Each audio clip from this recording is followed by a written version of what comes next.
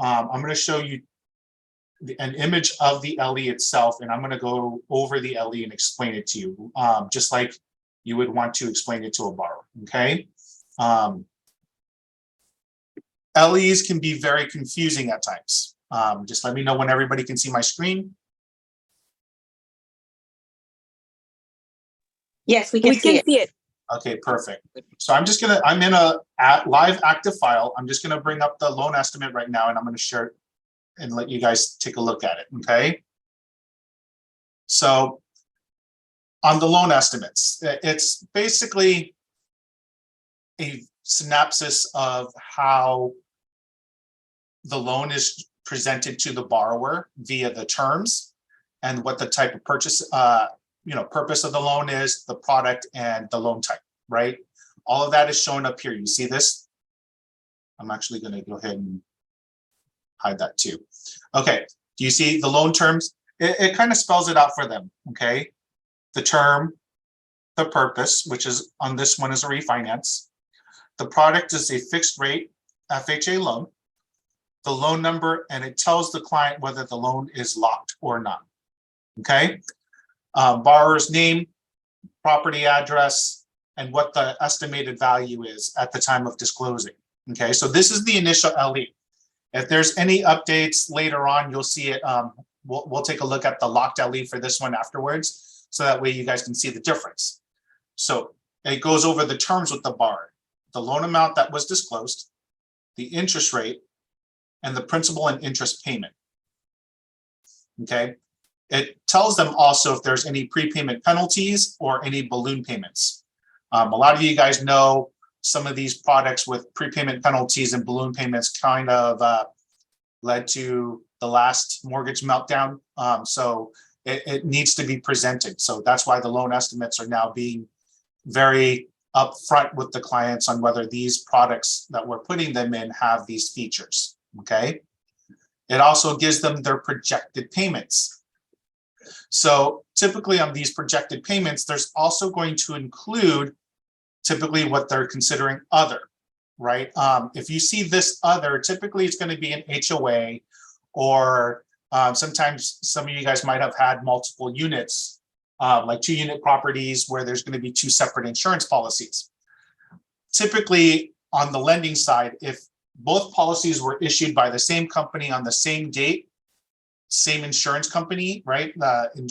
Insurance agent, they would lump them together. We would split them if you had 2 different dates. So for instance, if you had a primary residence that they ended up adding an ADU, right? Some borrowers get a separate insurance for the ADU, but let's say they purchased the property back in January of 2021, the insurance policy had to have been effective by that date, right? And if they added an ADU in June of 2021, sometimes they'll get a separate insurance policy to insure just the ADU. So you'll have a second insurance policy dated June 1st of 2021. So we would split them because typically everything's just tied into just the homeowner's insurance.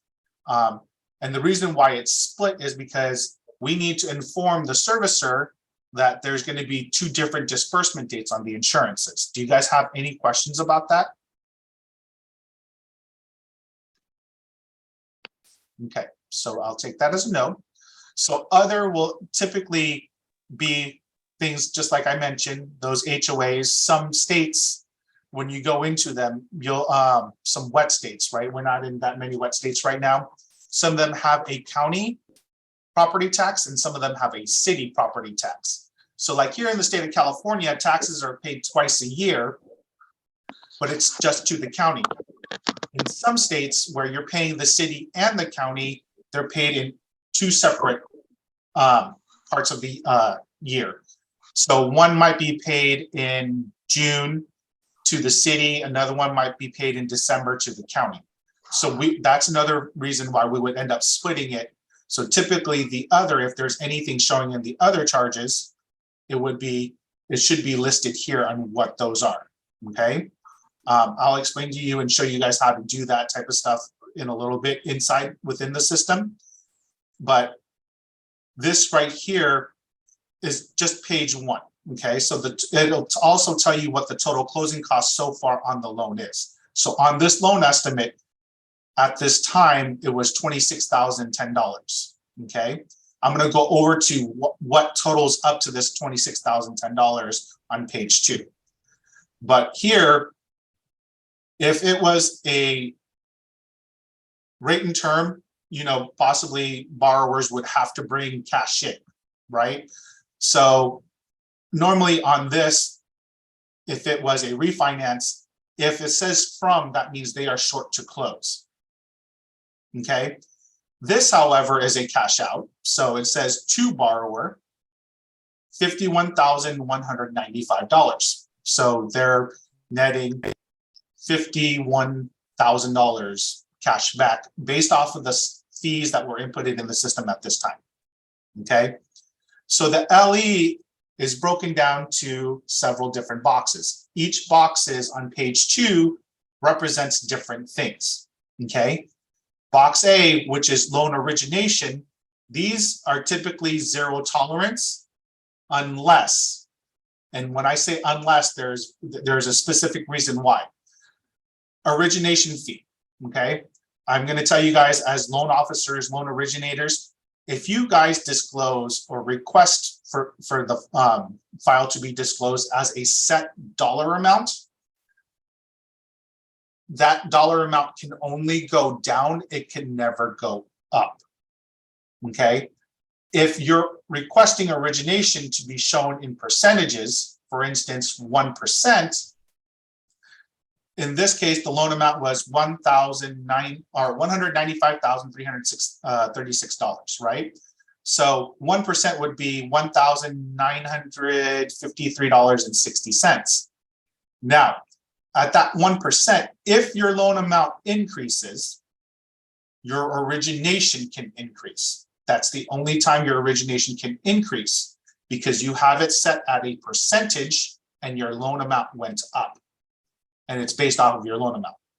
Do you guys have any questions about origination there? No. Okay. Quick, I do, David. So if you don't do the interest rate and you just do a set amount, if the loan, goes up or down, does it still change as well? No, because if you do a set dollar amount, you're set at that dollar amount. It can only go down. So for instance, if you did 2,000 in this scenario, even if you raise the loan amount, you double or triple the loan amount, since you only disclose 2,000, you can only receive 2,000 or less. But if you did it at 2%, right? I'm going to use a $100,000 loan amount here for simple math. $100,000 loan amount, if you did 2%, that would be 2,000. But if the client now says, oh no, Corelia, I want more cash back, can we do a loan amount of 300,000? Your DTI, your LTV still all works, and you raise it to 300,000 since you disclosed 2%, that 2,000 now goes up to 6,000. Okay. Does that make sense? Totally, So yes. in the original TRID rules, TRID said that your origination can only go down or up based off of the loan amount, and if you're disclosed it by a percentage. Okay, what used to happen was at the time of closing, let's say the borrower, I'm going to use a purchase as an example, okay? If the borrower was short maybe $1,000, and let's say it was at that $300,000 loan amount, you were making $6,000 in origination. You decided to lower your origination to $5,000, okay? The original TRID regulations said that, hey, you can't raise it back up. Let's say the borrower raised some more money or something like that. You can't raise it back up once it was disclosed at that 5,000. TRID, however, was updated January, I believe, of 2020, where they stated on your original LE. So this one right here is the initial LE that was sent out on the initial disclosures. If you disclose 2%, which then let's say in this scenario was $6,000 and you lowered it down to 6,000, I can raise it back up to that $6,000 even if it was disclosed at the lower amount at some point in the loan. but you can never go above that amount.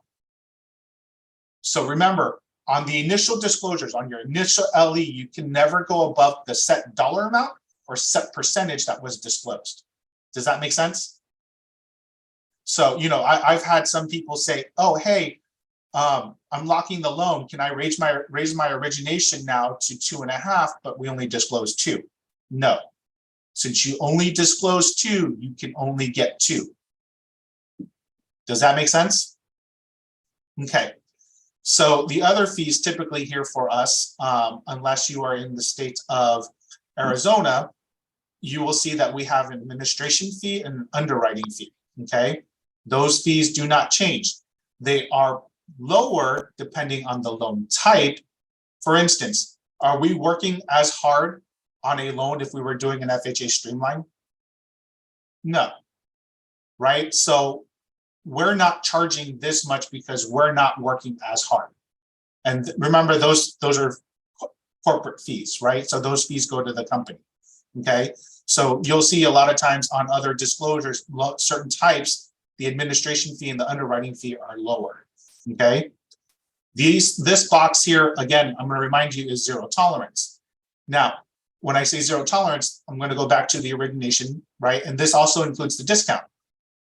Things change on it. If you increase the loan amount because of the percentage, that is a valid change of circumstance because we're changing the loan amount and you disclose it as a percentage.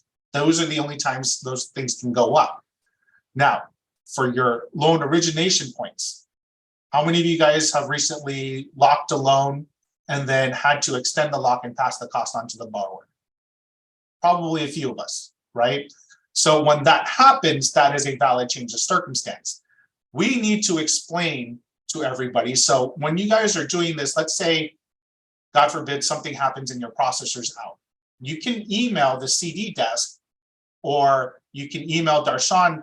We're not always fully aware of what's going on. Just let us know that, hey, I extended the lock. The cost is being passed on to the borrower. Can you please send out a change of circumstance? Right? Change of circumstance means that we're advising the client, hey, there's things that changed on your loan, whether it's the cost. Let's say we added a discount because, you know, in this scenario, say this file was locked. If we added 10 days of extensions, right, you would see 0.20% charged in discount, whatever that dollar amount would be, right? We need to disclose to the borrower that their closing cost has changed. So that's why we're required to send out that change of circumstance. Okay. The part B here, this is services you cannot shop for. Okay. Can the borrower go to any AMC? No, right? We have to order the appraisal through the AMC because if the borrower comes and says, hey, I know my next door neighbor is an appraiser, can I use him? No, it has to go through an AMC. So an appraisal is not something that they can shop for. Okay. The flood cert in this scenario is not something that they can shop for. The credit report, you guys are pulling the credit report, so it's not something that they can shop for. This looks like it might be an FHA loan.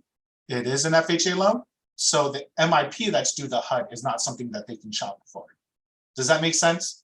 So there's times where the disclosures might show these title and escrow fees under sections that they can't shop for, but unfortunately, that's not how it should be disclosed because the borrowers do have the ability to shop for title and escrow, right?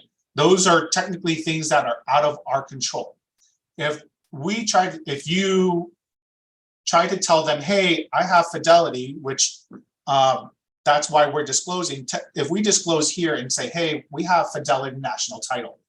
These are the fees for Fidelity National Title. If we said they can't shop for it, we're bound to a 10% tolerance within there, okay? Meaning, if I disclose title insurance at $500, I have a 10% tolerance here and there, right? Wiggle room. So if it goes up to $600, that exceeds 10% of that 500, right? Because 10% of $500 would be $50, so my maximum would be $550.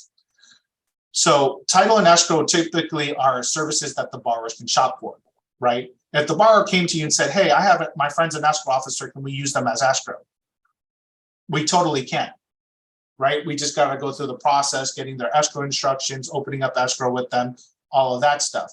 But the wonderful thing is if the borrowers did shop, okay, we disclose something called a settlement service provider list. We always want to give the borrowers fees that we know this company would charge, and that's a preferred service provider for us. So that's why I was using Fidelity as an example.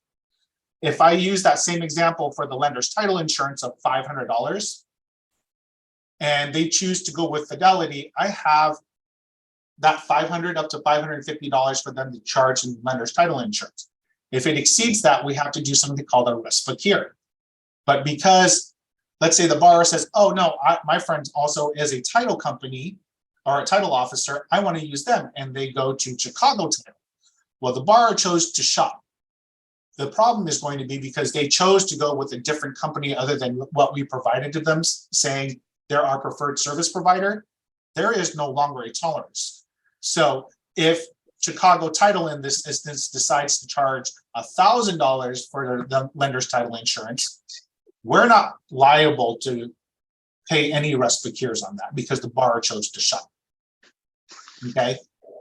Section C typically will be just all title and escrow fees because these are what we're telling them, hey, you can shop for these, right?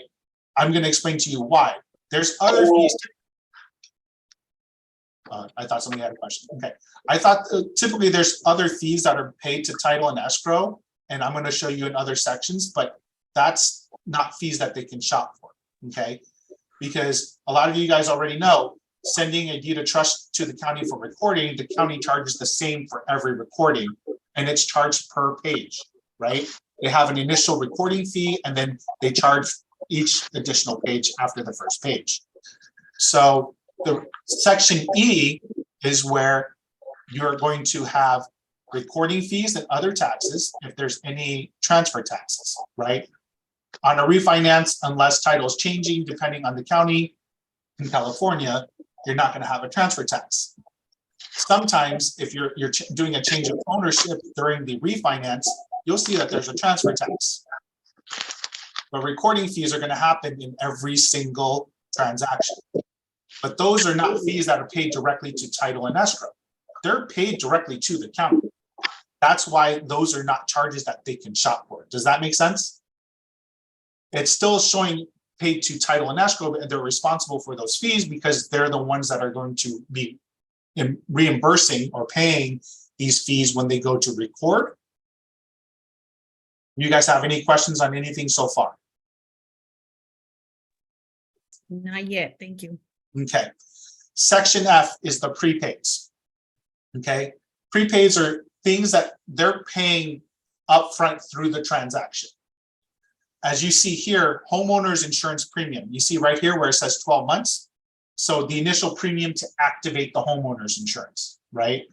Because at the time of closing, we got to pay the premium in full, because what's going to happen is typically we're going to set up an escrow account, right? The escrow account then takes a portion of that full premium every single month to build out the fund to pay the full premium that's going to be due the following year. I'm going to explain more about the impounds once we get there, but I want to explain the prepaids, okay? So sometimes what you might see, depending on how monthly mortgage insurance is ordered, sometimes there's a premium due to activate the private mortgage insurance, okay? Very rarely you see that, but sometimes you will. And if that happens, you'll see that there will be an amount in the mortgage premium insurance section. The other possibility is, how many of you guys have ever done a single premium borrower paid mortgage insurance? Right? So that you'll see here, because that's technically a prepaid. You got to pay them after the loan closes, right? So it's a one lump sum. Per diem interest, any interest we're charging the borrower after we fund the loan is going to be shown as a prepaid, okay? Other possible prepay is property taxes. We're in the month of January. Next second half due here in the state of California is due in March, delinquent in April. So right now, if you guys are closing a transaction, most likely my team is going to be asking for the second half to be paid.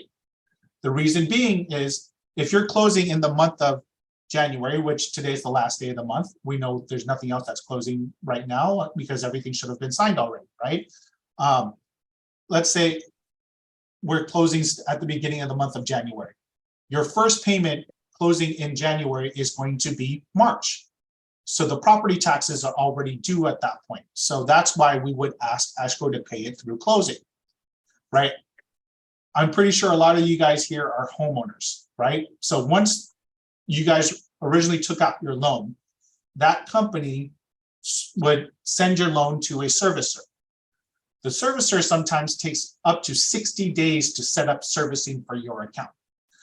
So the reason why we're having them pay it through closing is because if your first payment is in March and my servicer doesn't actually start servicing your loan until April, there's a chance those taxes become delinquent. Does that make sense on why taxes are being asked to be paid through closing even though we're 2 months early?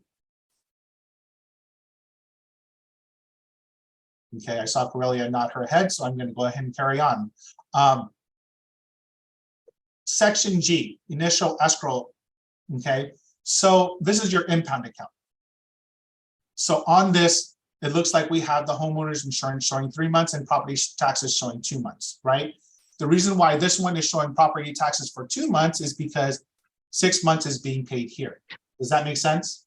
So the reason why you'll see most escrow accounts, even though things were paid recently, start off at 2 months is because there's something called an escrow cushion, right?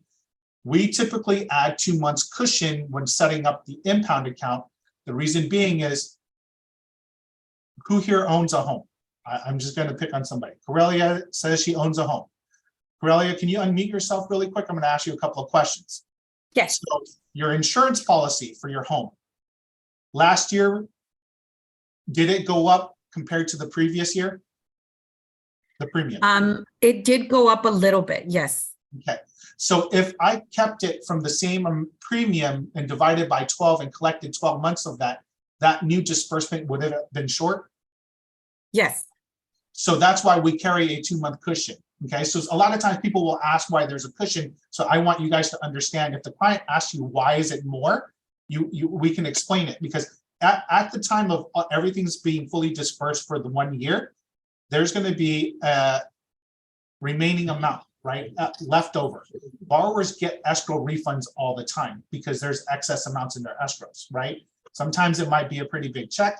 Sometimes you're seeing a check of like $20 or $30, right? Because it's just the excess funds. Same thing with property taxes, right? Taxes 1 year is not going to be the same as the following year, right? It changes. It's not the exact same dollar amount. So we have the cushion there for taxes as well, because from 1 year to the next, your taxes are going to go up. So those cushions help cover for it. So sometimes it's not enough for a cushion.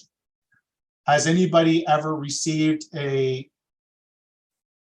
email or a bill from your servicer saying, hey, your escrow account's short, right? Yes. Because sometimes your property taxes jump significantly to where even the 2 month cushion wasn't enough.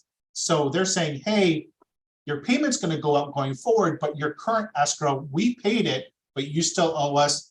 I've seen it sometimes up to $1,000. Some of them were as little as, I believe, like $150 that I've seen some clients say, right? So there's going to be, escrow is not always a perfect thing because it's up to the county, right? Sometimes the county adds supplemental taxes and the servicer will pay the supplemental taxes. So the accounts end up short sometimes. So just be prepared, tell your clients those bills could possibly come, right?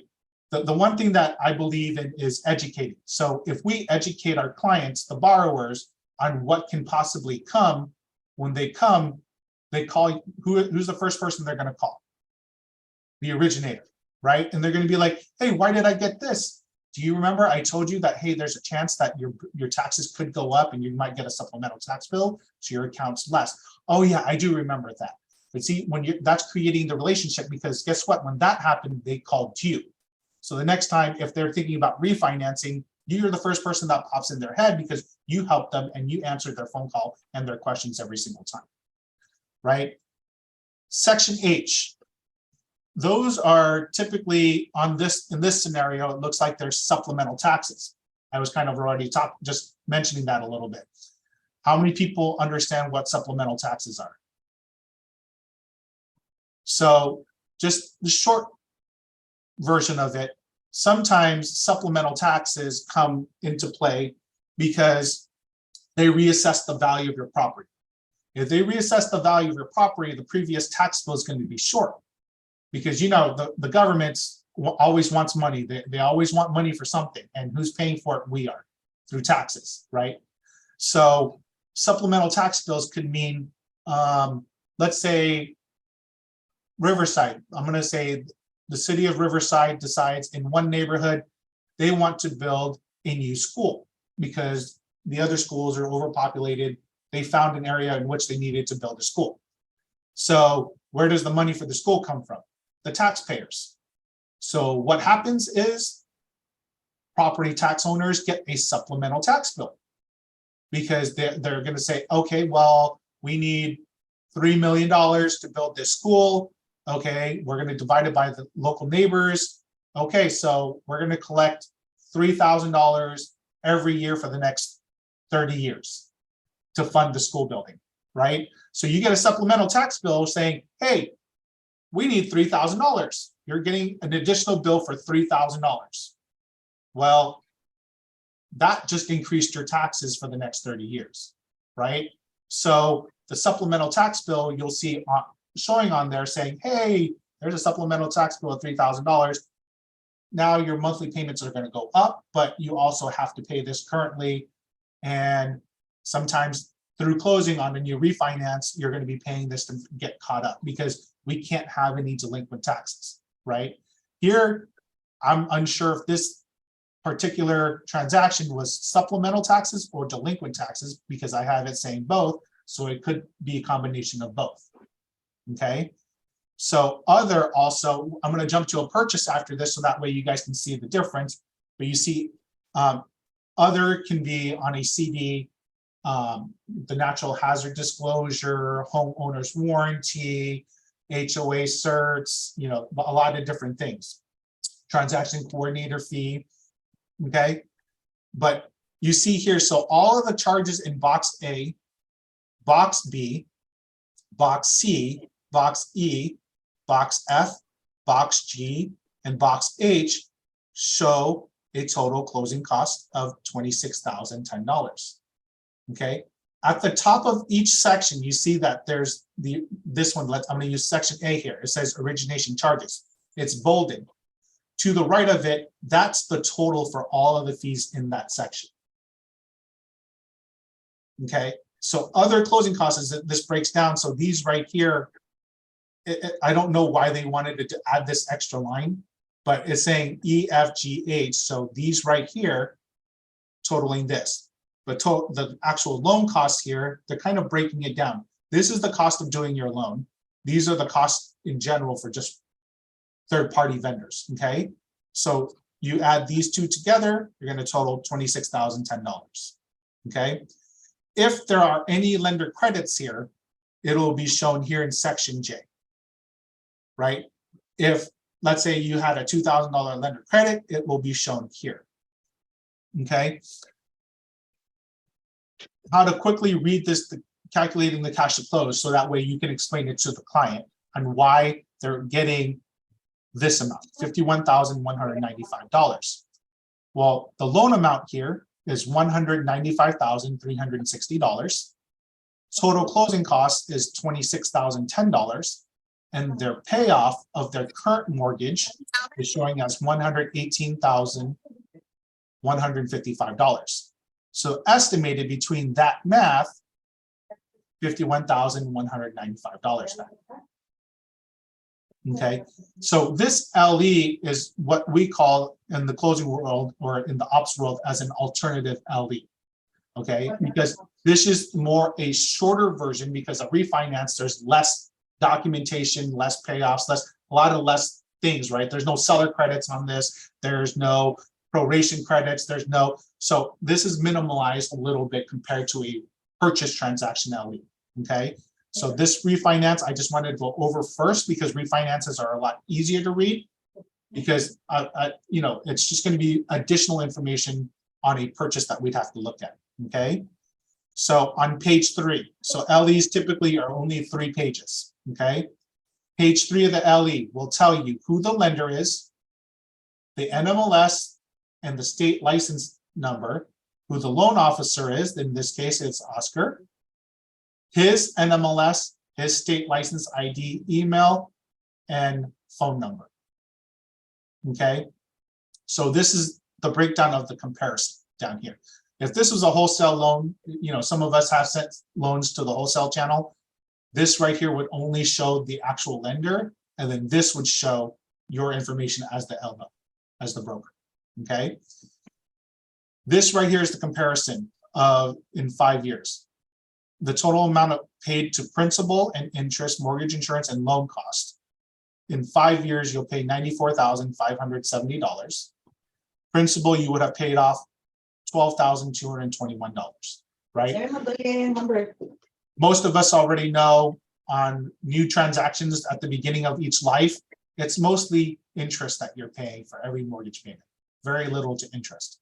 So in 5 years, you only paid off $12,221 in principal. That's 60 payments. Está enseñando lo de las casas, los préstamos. So the tip table. So this is the total interest, the amount of interest that you pay over the life of the term of the loan. So that's your compounding interest. How much of your original loan amount are you paying in total after everything's done? After you pay it off in 30 years, you would have paid basically double this, right? And add an additional 30% of that. Does that make sense? So you paid 130% of your loan amount in addition to your loan amount on a 30-year mortgage in this scenario, right? So that's an LE for a refinance. Do you guys have any questions on that so far? Okay, I'm going to find It looked like there's some questions in the chat. There's questions in the chat. Okay. Sorry, Brisha, I was not paying attention to this. Let me pull this over to the other screen. Okay.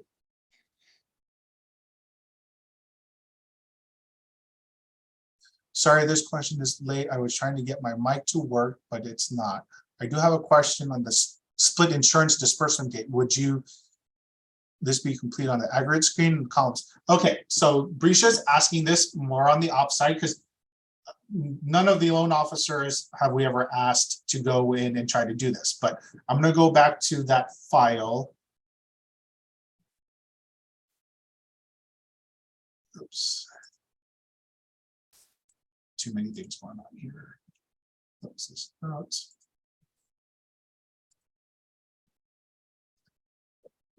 So I'm going to show Brisha now how to do the split insurance. So you can do it on the aggregate escrow, Brisha, here, because basically it's the same thing as when you're setting up, okay? Or you can do it from the 2015. I like to do it from the 2015 because you'll have access to both. So for instance, I'm going to do the split right now. So homeowners insurance, and this is going to be the same thing for property taxes, okay? But let's say I have a second homeowners insurance for $50 per month. Oops, I put 60. So let's just go ahead and keep it at 60. In this drop down on 107, if you click on it, you'll see that there's additional things that you can select. So insurance earthquake, insurance flood, insurance hazard, insurance windstorm.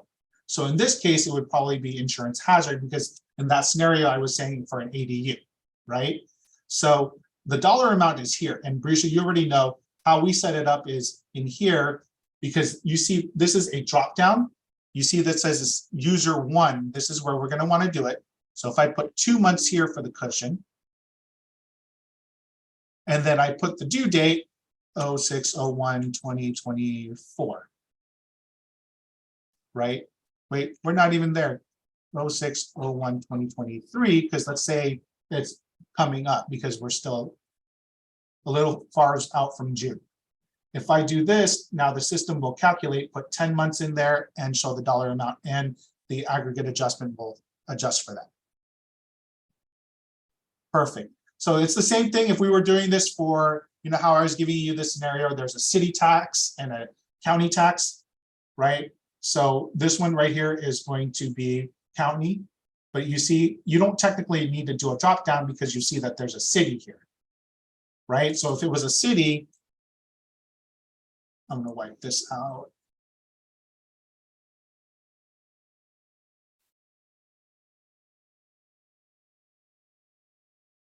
I'm going to put $60 here. I'm going to go back into the aggregate setup. City tax here, 2-month cushion. And I'm just going to say, I'm going to do another 11/01/2023. Okay. So even sometimes you'll encounter counties that show same due dates, the city and county, right? It might be the same due dates, but it's paid to 2 different entities. Okay. One state that's infamous for doing this is Massachusetts. We're not doing business in Massachusetts right now, but you pay to the city and you also pay to the county. And even though they have the same due date, we have to split them because they're being paid to 2 different entities.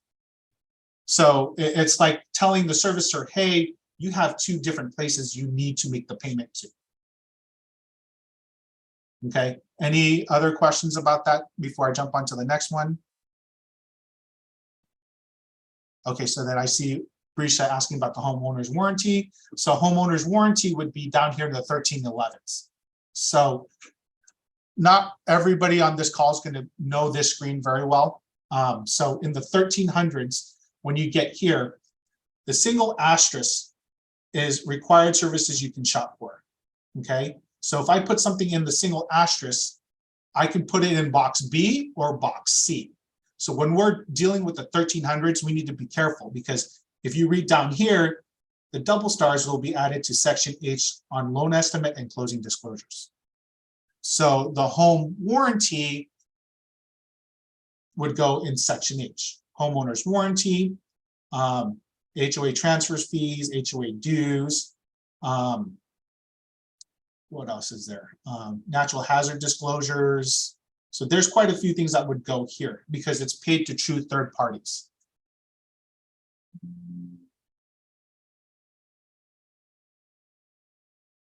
And then I see Brisha also add, what about recording fees that are included in the escrow fee that is collected?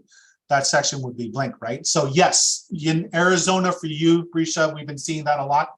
A lot of the recording fees are paid by escrow because they included it in their escrow fee. So they don't usually provide a breakdown that they're charging a recording fee. So if everything was just built in. So if they have everything built in, it's perfectly fine. I've seen some escrow companies, I think Fidelity National Title, one of the units they built into their fees, the notary fee, it's typically built in at 150. Anything excess they would charge the borrower, but you know that's why sometimes you might see $100 notary fee. Typically on average, it's 150 to 250 is what I see for notary fees, depending on the travel. So yes, there are some companies that will include fees together as a bundle.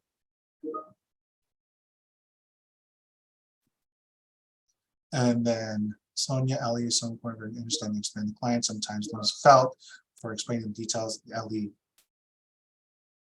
Okay, is there a way to separate the supplemental and delinquent taxes on the LE? So how you separate them, supplemental and delinquent taxes? I forgot. So this is your loan. So that's why you're asking specifically on this loan. That makes more sense. So if you wanted to, I don't think supplemental and delinquent taxes are typed in there. It is.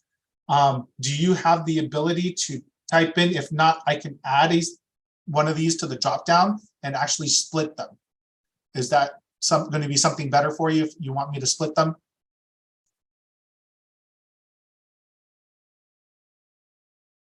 Okay, so I'll take care of that after the meeting and then I'll split one. I'm going to leave these combined in case anybody wants to combine it, but I'll add one separate for supplemental taxes and one for delinquent taxes. Okay. So I'm going to exit and not mess up Brisha's file on this. Okay, So now I'm going to jump into a purchase.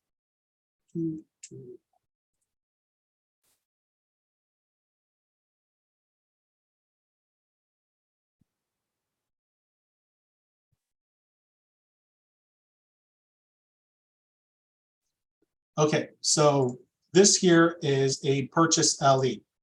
Not much is really going to change on page 1, right? So you see here, somebody was kind enough to put other and homeowners association, so your HOA dues.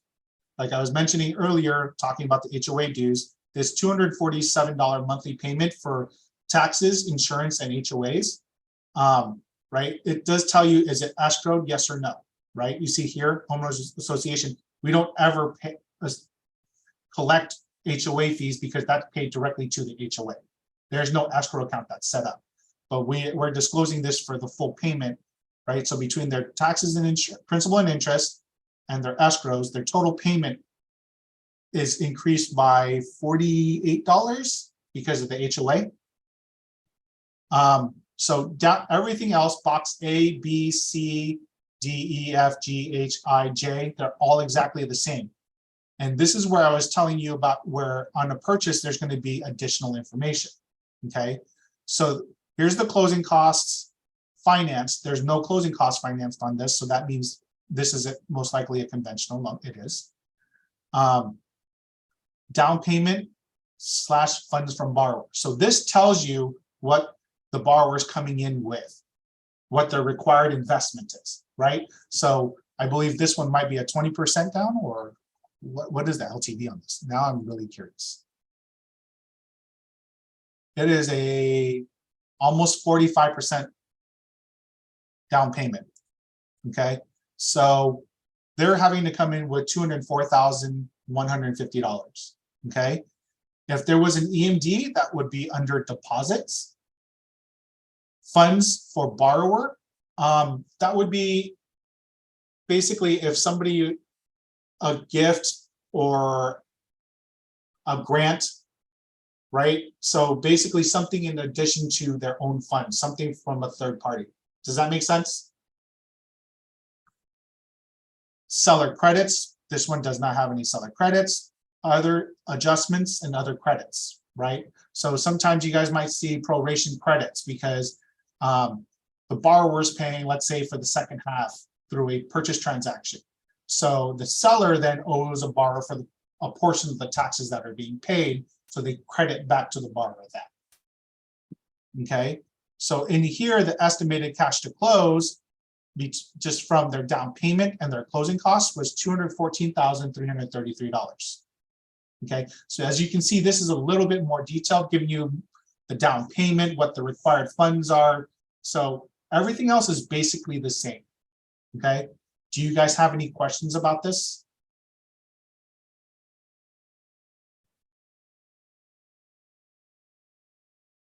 Okay, so nothing being typed.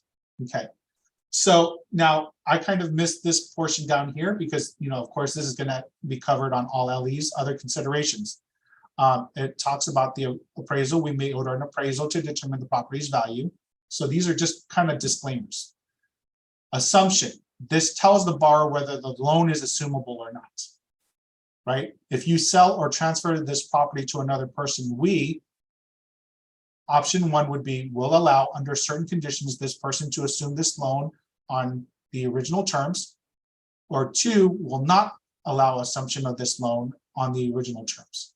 So who here knows what an assumption is? So basically, Corelia, you have a son, correct? And how old is he? I think he's in his 20s, right? Yes. Okay, so let's say you decided you wanted to move to Texas and your son wanted to stay here in California. He's got a good job and you're just gonna try to assume this loan over to him. So basically you don't want to refi, you just want to hand the property over to him. There's technically paperwork if assumption is allowed that needs to be filled out, but he's basically standing in place of you to cover the mortgage. Okay, most of the time we don't see that, right? We see plenty of refinance transactions. Oh, well, so-and-so has just been, you know, making the payments, blah, blah, blah. They were added to title and they were making payments. adding to title is not an assumption of loan, right? They're doing a roundabout way, kind of doing the same thing, but the assumption of the loan is actually going back to the creditor and saying, hey, change it to this person. They're going to keep the same terms, keep the same payments. They're just taking everything over. Has that happened ever that I've seen? No. Will certain types of loans allow it? Yes. But have I seen it? No, because I don't think anybody wants to go through that paperwork. So personally, I have never seen it, but certain loans will allow the assumptions, certain loans won't. Okay. Homeowners insurance. This is a disclaimer. The loan requires homeowners insurance on the property, which you may obtain from a company of your choice that we find acceptable. Right? Just telling them, hey, you need homeowners insurance. That's just plain and simple. I mean, why wouldn't you want to insure? What if something does happen to your home? Right? There's some people who own properties that are free and clear and don't want to insure the home. I don't know why, because if something happens, you're on the hook for everything. I'd rather pay that $1,000 or $2,000 every year to make sure I have peace of mind that in case something happens to my property. Late payments. If your payment is more than 15 days late, we will charge a late fee of 5% of the principal and interest overdue, right? So this breaks down their late payments, what is going to happen, what their late payment charge is going to be. Refinance. Refinancing this loan will depend on your future financial situation, the property value, and the market conditions. You may be able to refinance this loan. So all of this section is just disclaimers to the client, okay? This one right here is pretty important. Servicing. We intend, option 1 is to service your loan. If so, you will make your payments to us. So if clients are reviewing this with, you're reviewing this with them, you can show them, hey, we intend to transfer your servicing to your of your loan. We're not going to be collecting payments here at I-Corp unless the first payment's due to us. Every future payment after that is going to go to their servicer. We don't service any loans here, so this is just to tell them, hey, typically we're not going to be collecting payments on this loan. Okay, so a couple things that I want to explain to you guys about LEs. Okay, LEs, whether it's initial, at lock, whatever it is. Who here has ever questioned why, even after the borrower pays for an appraisal, does the appraisal fee still showing as a closing cost? So the function of a loan estimate is to disclose to the borrower all closing costs, whether it's been paid or not. So was the appraisal fee a fee that was a part of the closing? Even though they paid for it already, it was a part of the closing, right? So the credit report fee, mostly we collect it from a client at the time when we're pulling the credit report, but it's still a closing cost. So the function of the LE is to honestly tell the client in total, after everything is said and done, what it could possibly cost for the whole entire loan, right? The closing disclosure is meant to tell them, hey, you've already paid some stuff up front, but this is now what I need for you to bring in to finish closing your home. Does that make sense? That's why the closing cost, the estimated cash on an LE is always going to be higher than CD, because your appraisal would be POC typically. If you had a reinspection, it would be POC. Your credit report is typically POC, flood search collected through closing. But even after they pay it, let's say you got the appraisal ordered, then you lock it, and your locked LE goes out, it's still going to show this amount here because it's everything that you're paying on the loan. So your estimated closing cost, that's why it's called estimate, is to show, hey, this is everything that you're paying into this loan. The CD at the time of closing is saying, hey, this is what you need to bring in to close to finish out the transaction. Does that make sense?